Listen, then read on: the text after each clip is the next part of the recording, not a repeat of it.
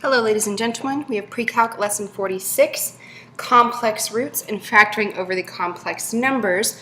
Complex roots, so roots of an equation are the solutions to an equation. It is where the function or the graph crosses the x-axis.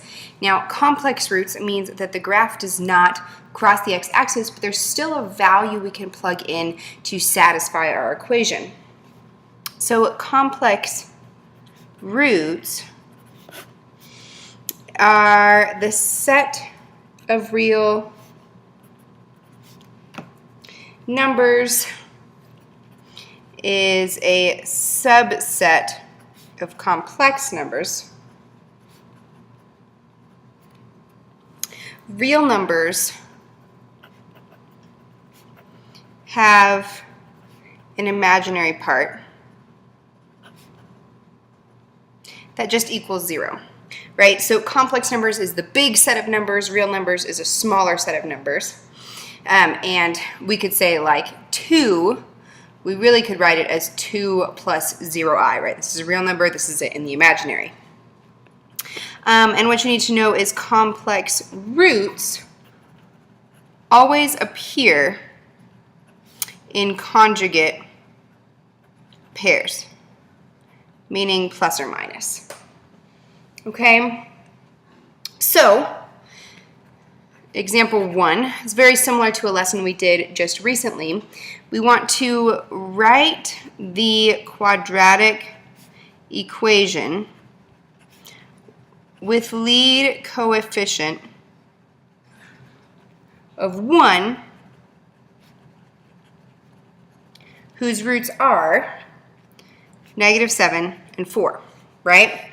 So what we did before, exactly what we're doing now, we write it as x plus 7 times x minus 4 equals 0, and we FOIL this out, so we get x squared minus 4x plus 7x minus 28 equals 0, or x squared plus 3x minus 28 equals 0.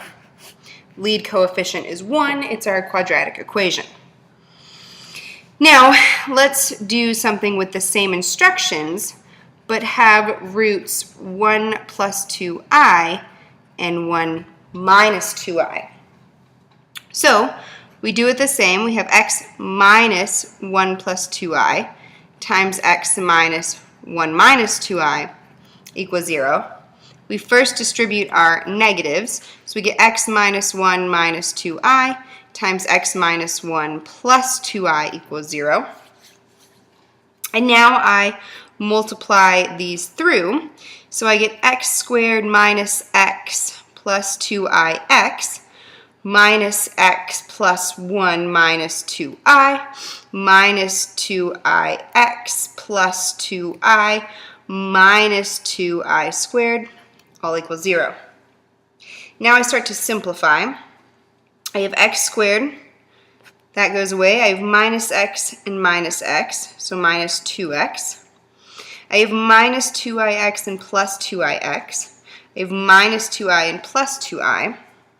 And then minus 2i squared becomes a plus 2 plus 1 gives me plus 3 equals 0. Okay?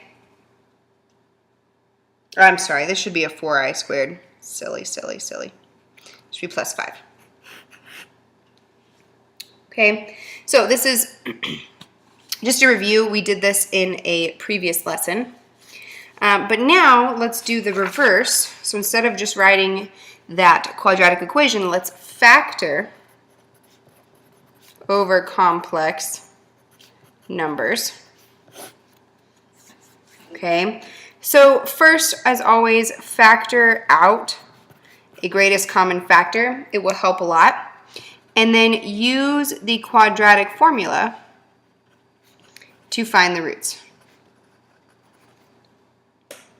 So, let's do this example. It will say factor the following quadratics over the set of complex numbers, and we have 2x squared plus 4x plus 8. Okay, so I'm first going to factor out a 2. So I'll have x squared plus 2x plus 4. I need to do the quadratic formula, so x is negative b plus or minus the square root of b squared minus 4ac all over 2a. So I get x is negative 1 plus or minus the square root. We have 4 minus 16, which gives me negative 12 over 2. So I get x is negative 1 plus or minus root 3i. So now when I factor this, it's just like these are my two roots. It's just like we just did. Okay, my 2 goes along for the ride. Then I will have x minus negative 1 plus root 3i and x minus negative 1 minus root 3i. And all I do now is distribute my negatives. So I get 2 times x plus 1 minus root 3i and x plus 1 plus root 3i. I have now factored over the set of complex numbers. Okay, let's do another example. We want to factor over the set of complex numbers, x squared plus 2x minus 5. So again, let's do the quadratic formula. X is negative b plus or minus the square root of b squared minus 4ac all over 2a. So I get x is negative 1 plus or minus. Now here, okay, if you'll notice, I'm not going to have I. I'm going to have the square root of 24 over 2. So I get x is negative 1 plus or minus the square root of 6. And that's okay. It does not have to be an imaginary number. So these are my roots, meaning these are the two numbers. If I plug in for x, will make my equation 0. That's what a root is.